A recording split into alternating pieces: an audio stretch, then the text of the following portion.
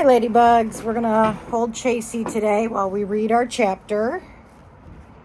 Yep. And we are on chapter 7, I think. Yep, chapter 7. So we're going to hold Chasey while we read today.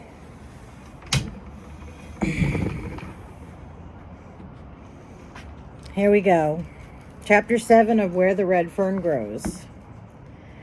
It seems that the worries and wants of a young boy never cease. Now that I had my pups, another obstacle cropped up. This one looked absolutely impossible. I had to have a coon skin so I could train them. With my 3 little traps and a bulldogged determination, I set out to trap Mr. Ringtail. For 3 solid weeks, I practically lived on the river. I tried every trick I knew. It was no use. I just couldn't catch the wily old coons. Hold on a second. Lolo! No. Sorry. In my desperation, I went to my grandfather. He smiled as he listened to my tale of woe. Well, we'll have to do something about that, he said. To train those dogs right, you'll need that coon hide, that's for sure. Now you watch the store while I go over to my tool shed. I'll be right back. After what seemed like an eternity, I saw him coming. He was carrying a brace and a bit. That was all. With a mischievous little smile on his face, he said, "You wouldn't think a fella could catch a coon with a brace and a bit, would you?" I thought he was kidding me, and it made me feel bad. "Why, Grandpa," I said, "you couldn't catch a coon in a gajillion years with that thing. You just don't have any idea how smart they are." "Yes, you can," he said. "Bet your boots you can. Why, when I was a boy, I caught coons on top of coons with one of these." I saw Grandpa was serious, and I got interested. He laid the brace down on the counter and picked up a small paper sack and filled it with about half full of horseshoe nails. "Now you do everything exactly as I tell you," he said, "and you'll catch that old coon." "Yes, sir, Grandpa," I said. "I will. I'll do anything to catch one of them." "Now the first thing you'll need is some bright objects," he said. "The best thing is bright and shiny tin. Cut some little round pieces, a little smaller than this bit. Do you understand?" I nodded my head. "Now," he said, "you go down along the river where there's lots of coon tracks, find a good solid log close by and bore a hole down about 6 inches. Drop one of those bright pieces of tin down in the hole. Be sure it's laying right on the bottom." I was all ears. I didn't want to miss one word my grandfather said. Now and then I would glance at him to see if he was kidding me. Hold on one second. I don't know what they're fighting about. Guys, stop it! I gave him a chewy a little bit ago. Maybe that's what they're bitching about. I don't know.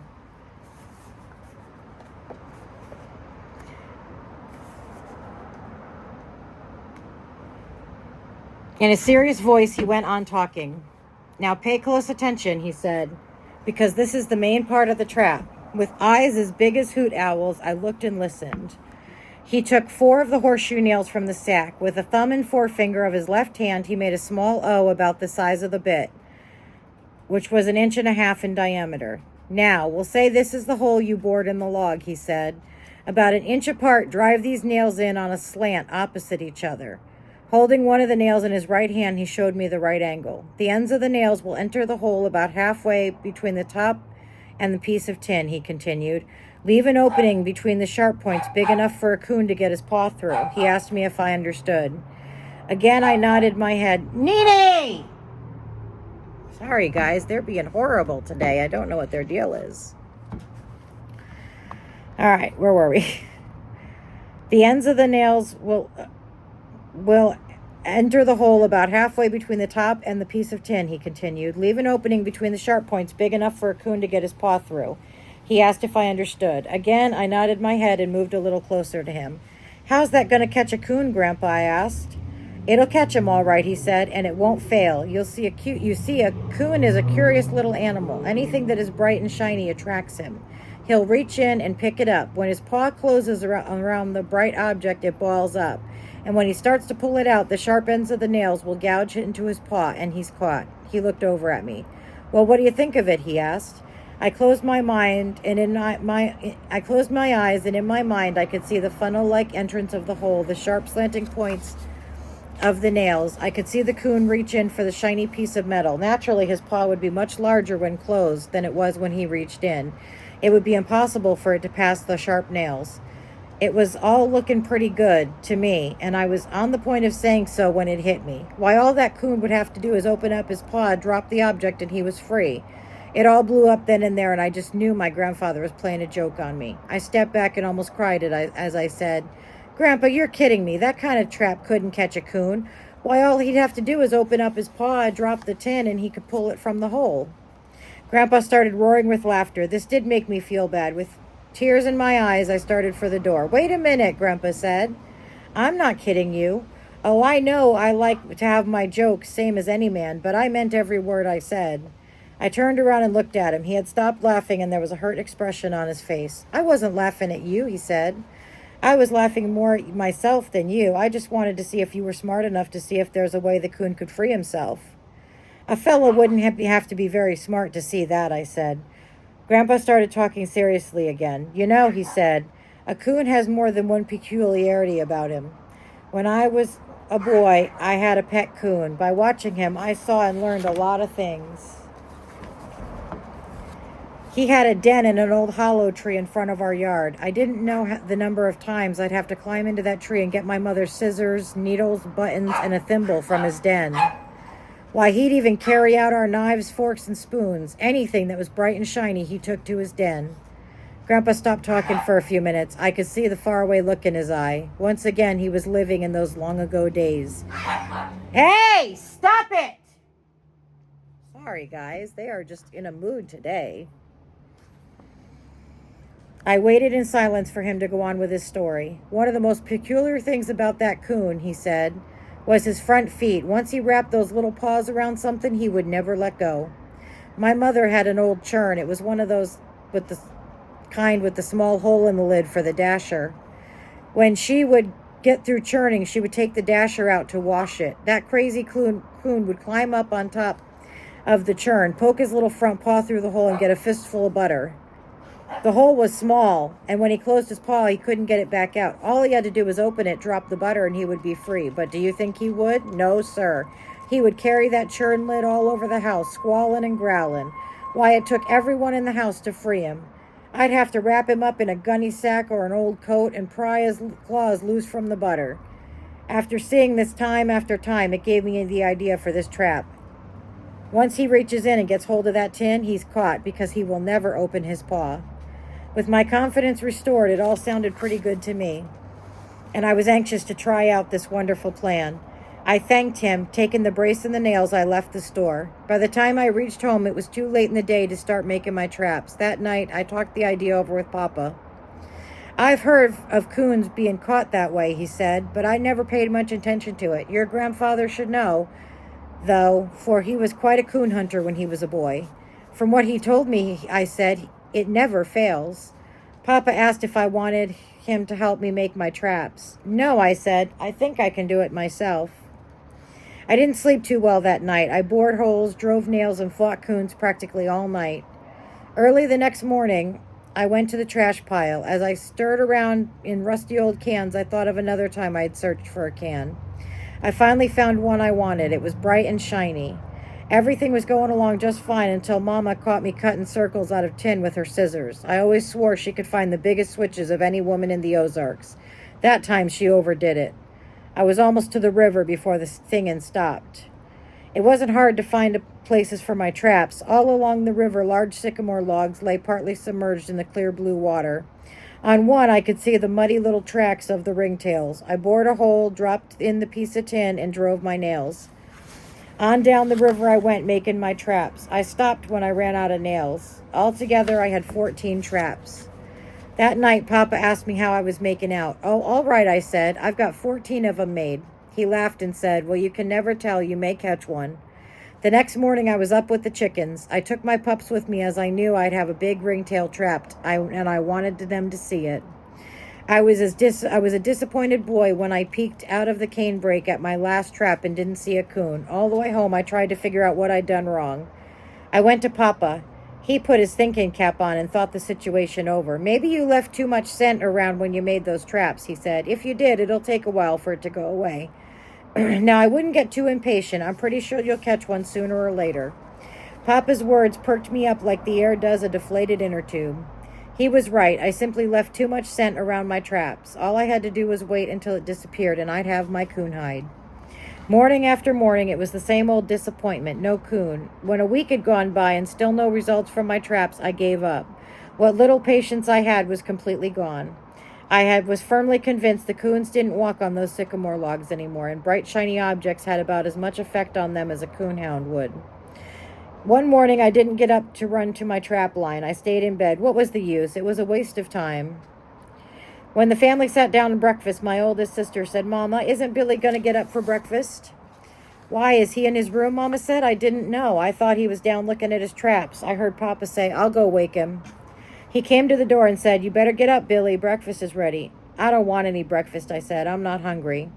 Papa took one look at me and saw I had a bad case of ringtail blues. He came over and sat down on the bed. "What's the matter?" he asked. "You having coon trouble?"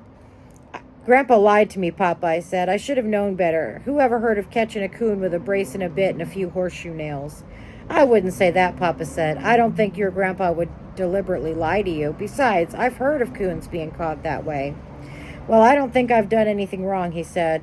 "I've done everything exactly as he said, and I haven't caught one yet." "I still think it's that scent," said Papa. "You know, someone told me, or I read it somewhere, that it can take about a week for a scent to die away. How long's it been since you made those traps?" "It's been over a week," I said.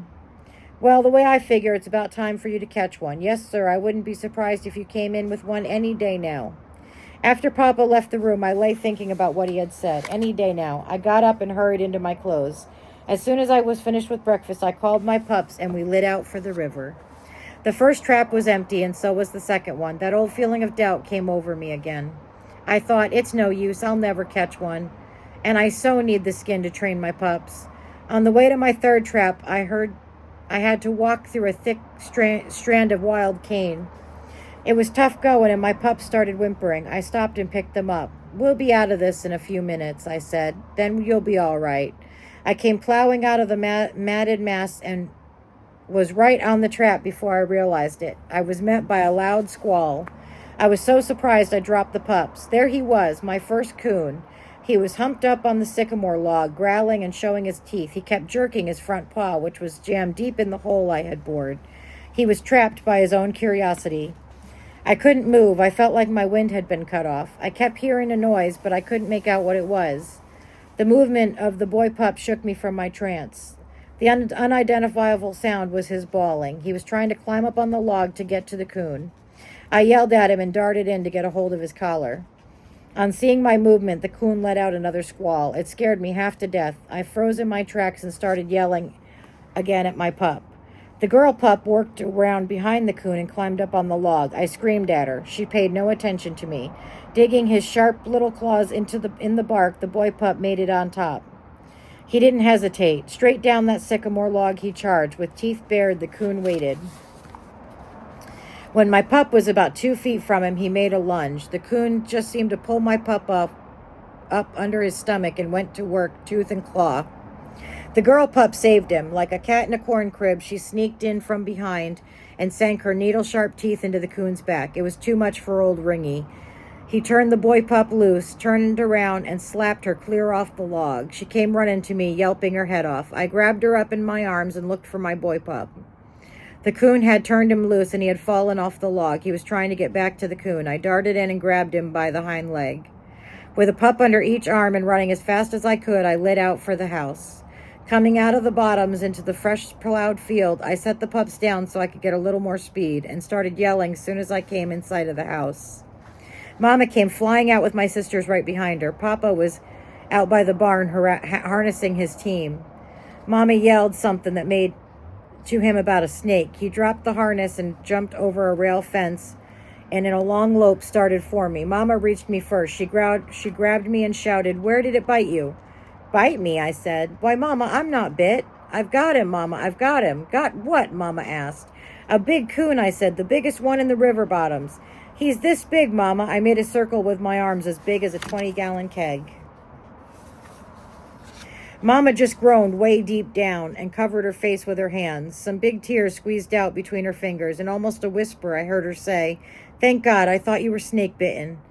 My sisters, seeing Mama crying, puckered up and started bawling. He needs a whipping, the oldest one said. That's what he needs, scaring Mama that way. No! No! Shiloh, no. Something busted loose inside me, and I cried a little, too. I didn't mean to scare Mama, I sniffed. I just wanted everyone to know I caught a coon. Up until this time, Papa hadn't said a word. He just stood looking on. Here now, he said. Let's have none of this crying. He didn't mean to scare no one. Taking his handkerchief from his pocket, he stepped over to Mama. He put his arm around her and started drying her eyes. Mama poked her head around him and glared at me. Billy Coleman, she shouted, if you ever scare me like that again, I'll take a switch and wear you to a frazzle. This hurt my feelings, and I really did get tuned up. Everyone's mad at me, I said, but I haven't done anything but catch the biggest coon on the river. Mama came over. I'm sorry, she said. I didn't mean to be cross, but you did scare me. I thought a rattlesnake had bitten you. Now that that's all settled, Papa said, we better go get that coon. Looking at Mama, he said, why don't you and the girls go with us? I don't think it'll take too long. Mama looked at me, smiled, and turned to the girls. Would you like to go, she asked. Their only answer was a lot of squealing and jumping up and down. On the way, Mama noticed some blood on my shirt. She stopped me and started looking me over. Where did that come from, she asked. Did that coon bite you? No, Mama, I said. I didn't get close enough for him to bite me. With a worried look on her face, she jerked out my shirt. You don't seem to be scratched anywhere, she said.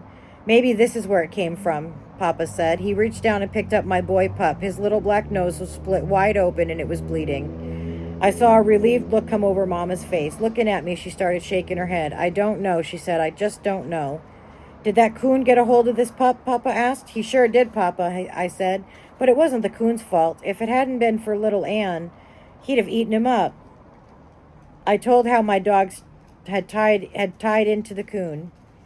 Papa laughed as he fondled my pup. This dog's going to be a coonhound, he said, and I mean a good one. The coon started squealing as soon as we came into sight. My goodness, Mama said, you wouldn't think anything so small would be so vicious. Papa picked up a club. Now everybody stand back out of the way, he said. This won't take long. My pups were wanting to get to the coon so badly that they were hard to hold. I had to squeeze them tight to keep them from jumping right out of my arms. My sisters, with eyes as big as blue marbles, got behind Mama and peeked around her. Papa whacked the coon a good one across the head. He let out a loud squall, growled, and showed his teeth. He tried hard to get to Papa, but the trap held him. The girls buried their faces in Mama's dress and started bawling. Mama turned her back on the fight, and I heard her say, I wish we hadn't come. Poor thing. Papa whacked him again, and it was all over. It was too much for Mama and the girls. They left. I heard the tall cane rattling as they ran for the house. After the coon was killed, I walked over to Papa. Papa was trying to get the coon's paw from the trap. He couldn't do it. Taking a pair of pliers from his pocket, he said, it's a good thing I had these along, or we'd have had to cut his foot off. After Papa pulled out the nails, he lifted the coon's paw from the hole. There, clamped firmly in it, was the bright piece of tin. In a low voice, Papa said, well, I'll be darned. All he had to do was open it up, and he was free. Stop! Joey, enough! They are in a mood today. But he wouldn't do it. Your grandfather was right. A sorrowful look came over Papa's face as he ran his fingers through the soft yellow hair. Billy, he said, I want you to take a hammer and pull the nails from every one of those traps. It's summertime now, and their fur isn't any good. Besides, I don't think it's very sportsmanlike. The coon doesn't have a chance. It's all right this time. You needed this one. But from now on, I want you to catch them with your dogs. That way they have a chance, 50-50. I will, Papa, I said. That's what I intended to do. While we were skinning the coon, Papa asked me when I was going to start training my dogs. I don't know, he said. Do you think they're too young? No, I don't think so, he said. I've heard that the younger they are, the better it is. Well, in that case, I said, I'll start tomorrow. With the help of my oldest sister, we started giving the pups their first lesson. She would hold their collars while I made trails with the hide for them to follow. I'd climb trees, lean out over the river, jump out into the water and swim to the other side, and make trails up and down the bank. With a long pole and a wire, I'd drag the hide on top of rail fences and swing it through the air, let it touch the ground 20 or 30 feet away. I did everything with that hide a coon would do, and probably a lot of things a coon wouldn't do.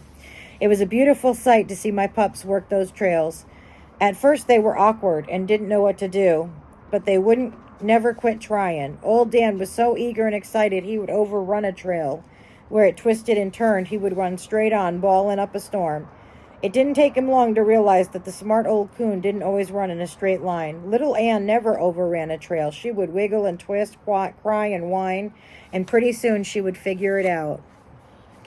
At first, they were afraid of the water. I would never admit it even to myself. I always said that they just didn't like to get wet. They would follow the trail to the stream and stop. Sitting down on their rears, they would cry and beg for help. With a pup under each arm, I'd wade out into the stream, set them down in the cool water. 9 times out of 10, one of the pups would swim one way and one would go the other. Just the opposite way they always went. I had a time with this part of their training, but my persistence had no bounds.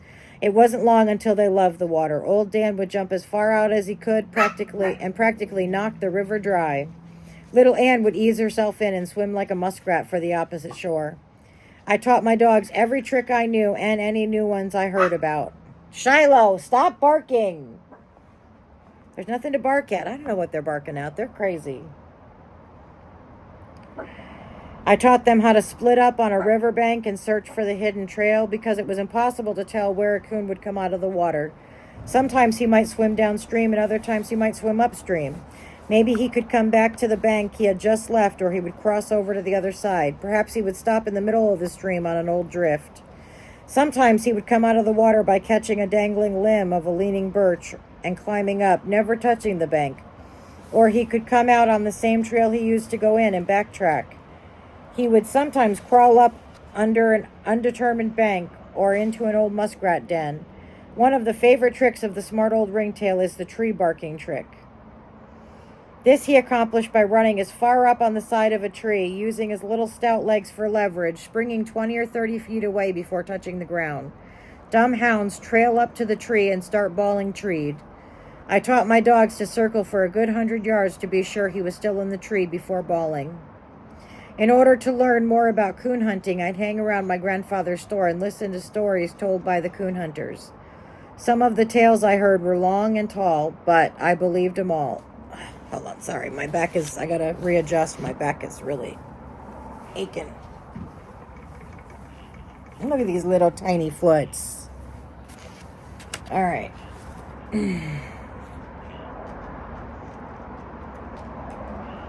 I could always tell when Grandpa was kidding me by the twinkle in his eye. He told me how a coon could climb right up the fog and disappear in the stars, and how he could leap on a horse's back and run him over your dogs.